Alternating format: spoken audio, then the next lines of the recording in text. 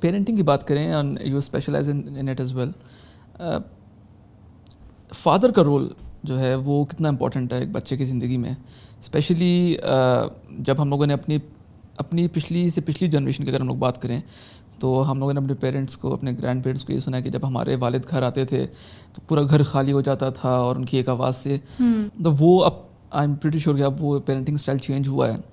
تو فادر کا رول آپ کیا سمجھتی ہیں کہ ایک بچے کی بہتر زندگی فیوچر کے آگے آنے والے 50-60 سال میں کتنا میجر رول پلے کرتی ہے؟ فادر کا رول اتنا ہی امپورٹنٹ ہے جتنا ایک مدر کا رول ہے. یہ مسکنسیپشن ہے, یہ مت ہے کہ ماں جو ہے وہ پرورش کرتی ہے اور باپ جو ہے وہ صرف پیسے کما کے لاتا ہے.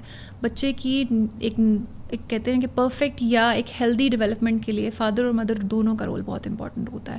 فادر اگر نگلیکٹڈ ہے, وہ نہیں دے رہا بچے کو اس طرح سے ٹائم نہیں دے رہا, اٹینشن نہیں دے رہا, وہ آتا ہے گھر پہ فون پہ لگ جاتا ہے یا باہر بہت بزی ہے, تو بچے کی زندگی وہ جو ایک خالی جگہ ہے وہ رہتی ہے.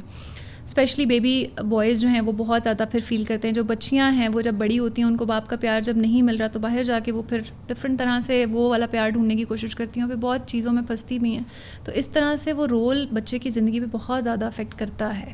اگر باپ نہیں ہے, ہوتے ہوئے بھی نہیں ہیں, تو وہ بچہ جو ہے اس کی کبھی بھی پرسنالٹی ڈیولپمنٹ نارمل نہیں ہوتی, اس کی پرسنالٹی میں پرابلمز آتے ہیں.